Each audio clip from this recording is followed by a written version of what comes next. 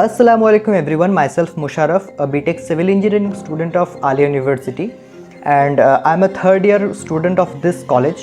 तो पिछले कई दिनों से मेरे वीडियोस पे कुछ कमेंट्स आ रहे थे कि भैया ये कॉलेज कैसा है, इसका प्लेसमेंट के बारे में बताइए वगैरह वगैरह।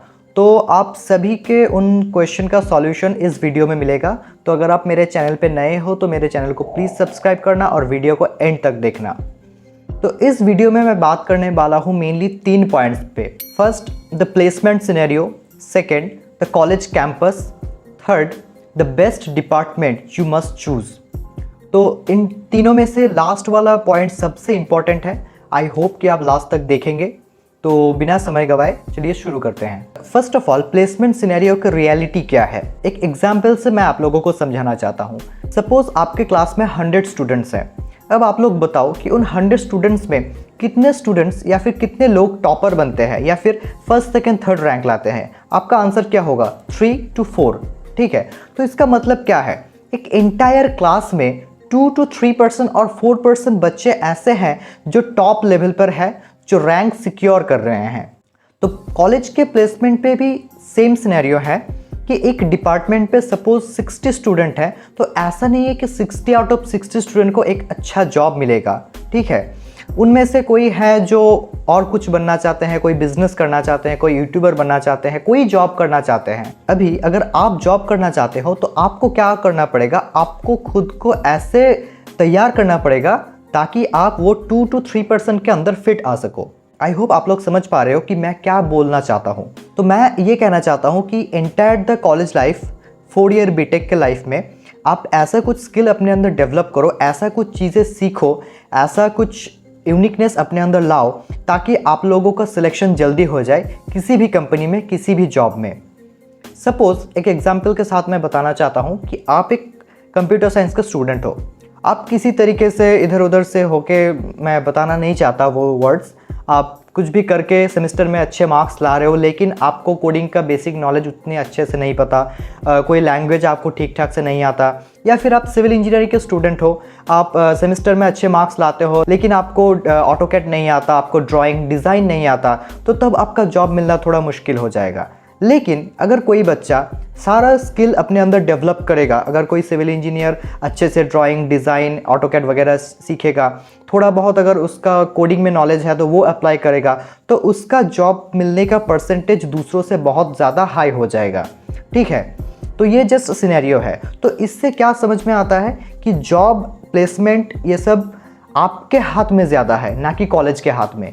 आपके हाथ में अगर 90% है तो कॉलेज के हाथ में है 10%। हाँ, ऐसा भी होता है कि किसी कॉलेज में अच्छी कंपनीज आते हैं, किसी कॉलेज में उतने अच्छी कंपनीज नहीं आते, but depends on you mostly. अभी आता है सेकंड बात में, कॉलेज के रियलिटी के बारे में। ये सिर्फ आलिया यूनिवर्सिटी के बारे में नहीं है, जो वेस्ट बंगाल या फिर इंडिया के मोस्ट ऑफ द कॉलेजेस का मैं एक जनरल सिनेरियो बता रहा हूँ कि एक कॉलेज आपको क्या प्रोवाइड कर सकता है।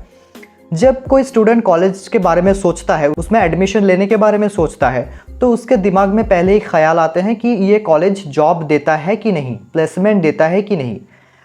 अब एक बात आप लोग ध्यान से सोचो, क्या एक कॉलेज आपको जॉब देने के लिए बैठा है या फिर उस कॉलेज को एस्टैब्लिश किया गया है आपको जॉब देने के लिए? ये तो नहीं है।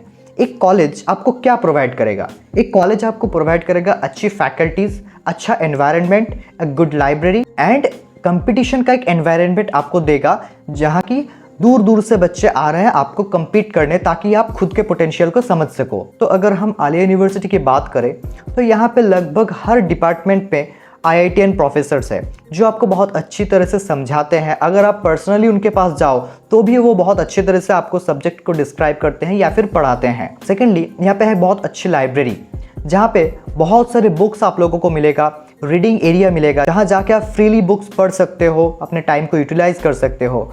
Thirdly, environment. कोई कॉलेज है बहुत छोटा होता है, कैंपस छोटा होता है, उतना खुला मला नहीं रहता, क्लासेस वगैरह पुराना होता है तो पढ़ने में दिल नहीं लगता।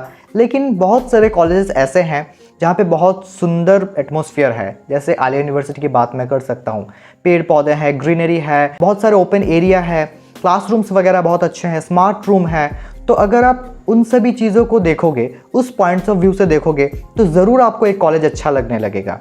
तो ऐसा नहीं कि अगर किसी कॉलेज में अच्छे कंपनीज आ रहे हैं तो वो कॉलेज ही बेस्ट है और दूसरे कॉलेज बेस्ट नहीं है, ऐसा नहीं है। हर कॉलेज में कैंपसिंग होते रहते हैं, लेकिन आपको इन चीज़ों में भी ध्यान रखना पड़ेगा कि कॉलेज का एटमॉस्फेयर क्या है और एक कॉलेज मुझे क्या प्रोवाइड कर रहा है। हाँ, अगर किसी कॉलेज में गुड फैकल्टीज़ नहीं है, क्लासेस वगैरह रेगुलरली नहीं होता, तब आप कॉलेज को ब्लेम कर सकते हो कि हाँ, जो कॉलेज को देना चाहिए था वो हमें नहीं मिल रहा, तब आप कॉलेज को ब्लेम कर सकते हो। लेकिन अगर आपको कोई कॉलेज ठीक ठाक मटेरियल प्रोवाइड कर रहा है, then you must utilise them. आपको ठीक ठाक से यूटिलाइज करना पड़ेगा सिर्फ आपके सक्सेस के लिए। आप जितनी अच्छी तरीके से यूटिलाइज करोगे वो आपके फ्यूचर के लिए ही अच्छा होगा। सपोज मैं आपको एक एग्जांपल दे रहा हूँ कि आलिया यूनिवर्सिटी में बहुत सारा खुला जगह है, जैसे कि एक ओपन फील्ड हो गया, हॉस्टल हो गया, कैंटीन हो गया, लाइब्रेरी हो गया। तो कॉलेज के 4 ईयर में 4 साल में आप जिस जगह पे ज़्यादा टाइम दोगे, 4 साल के बाद वही आपको रिटर्न देगा।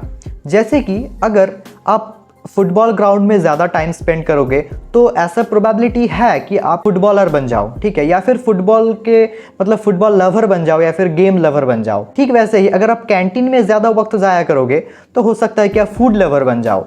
हॉस्टल में अगर बेड में ज़्यादा टाइम पड़े रहोगे तो हो सकता है आप लेज़ी बन जाओ। और सिमिलरली अगर आप लाइब्रेरी में या फिर क्लासरूम पे ज़्यादा टाइम स्पेंड करो तो हो सकता है वो आपके लिए बेनिफिशियल हो। तो एक कॉलेज कैंपस को आप जैसे यूटिलाइज करोगे वो ऐसा ही रिजल्ट आपको 4 साल बाद या फिर 3 साल बाद ला के देगा। ये एकदम रियलिटी है। नाउ अब आते हैं सबसे इंपॉर्टेंट बात पे कि विच डिपार्टमेंट इज़ बेस्ट, कौन सा डिपार्टमेंट चूज़ करना चाहिए, computer science, civil engineering, electrical engineering, mechanical engineering, electronics या फिर क्या। तो ये लगभग 90 to 100% स्टूडेंट्स का कन्फ्यूजन है कि कौन सा ब्रांच में एडमिशन लेना चाहिए, कौन से ब्रांच में स्कोप्स ज़्यादा हैं। तो यहाँ पे एक रियलिटी मैं आप लोगों को बताना चाहता हूँ कि सपोज 2024 में आप लोगों ने एक यूनिवर्सिटी में एडमिशन लिया, लेकिन इसके 4 साल बाद यानी कि 2028 में या फिर 2029 में सिनेरियो क्या रहेगा आपको नहीं पता। सिविल इंजीनियरिंग का मार्केट तब क्या रहेगा आपको नहीं पता। कंप्यूटर साइंस का अभी जितना डिमांड है 4 साल बाद वैसा रहेगा या फिर नहीं रहेगा वो आपको नहीं पता। तो अभी इस पॉइंट पे खड़े होकर आप कैसे डिसाइड कर सकते हो कि इसका स्कोप अच्छा है, मैं इस ब्रांच में जाऊंगा। 4 साल बाद क्या होगा ये आपको भी नहीं पता, ये मुझको भी नहीं पता। तो आप बोलोगे तो भैया फिर हम कैसे डिसाइड करेंगे कि कौन सा ब्रांच मुझे लेना चाहिए। देखो, इसका एक फॉर्मूला है। आंखें बंद करो और सोचो कि कौन से डिपार्टमेंट में आपका जाने का दिल है, कौन सा डिपार्टमेंट आप दिल से चाहते हो, किस चीज़ में आपका इंटरेस्ट है। हो सकता है कि आपका सिविल इंजीनियरिंग स्ट्रक्चर अच्छे लगते हैं, ब्रिजेस कैसे बनते हैं, हाई राइज बिल्डिंग कैसे बनते हैं, इन सब चीज़ों में आपका क्यूरियोसिटी है, तो then you must go for civil engineering. मैं एक बात आप लोगों को बताना चाहता हूँ कि आप किसी भी ब्रांच में पढ़ रहे हो या फिर कुछ भी कर रहे हो, आइदर इंजीनियरिंग या फिर जनरल ग्रेजुएशन, कुछ भी कर रहे हो, 4 साल या फिर 3 साल के उस सेशन में आपको एक सेमेस्टर या फिर 2 सेमेस्टर या फिर एक फेज़ ऐसा मिलेगा जब लगेगा कि मुझसे नहीं हो रहा, मैं छोड़ना चाहता हूँ, ये पढ़ाई मुझसे नहीं हो रहा, मैं स्किप कर दूंगा। ये ऐसा होता है, हर स्टूडेंट के साथ होता है। अगर आपके साथ भी हुआ था कभी तो कमेंट डाउन करना, ठीक है। तो ऐसा होता है, आपको पढ़ाई छोड़ने का मन करता है, तो तब आता है एक फंडा। अगर आप अपने पसंदीदा सब्जेक्ट को पढ़ रहे हो तो उस फेज़ को झेलने का ताकत आपके अंदर आ जाता है। लेकिन अगर आपको फोर्सफुली कोई इंजीनियरिंग करवा रहा है, फोर्सफुली कोई कंप्यूटर साइंस इंजीनियरिंग करवा रहा है या फिर फोर्स दे के कोई सिविल इंजीनियरिंग करवा रहा है, तो तब मोस्ट ऑफ द केसेस क्या होता है, स्टूडेंट्स वहाँ से छोड़ के चले आते हैं, क्योंकि पहले तो उनको फोर्सफुली वो करवाया गया था, उसके बाद उसके ऊपर प्रेशर आ रहा है, वो झेल नहीं पा रहा, तो वो छोड़ के चला आता है। लेकिन अगर आप सिविल इंजीनियरिंग को या फिर कंप्यूटर साइंस को या फिर इलेक्ट्रिकल इंजीनियरिंग को प्यार करके उस सब्जेक्ट पढ़ोगे तो वो कितना भी आपके ऊपर प्रेशर डाले उसको झेलने का ताकत खुद के अंदर हो जाता है, क्योंकि आप उस सब्जेक्ट से प्यार करते हो, उस सब्जेक्ट को आप जानना चाहते हो, सीखना चाहते हो।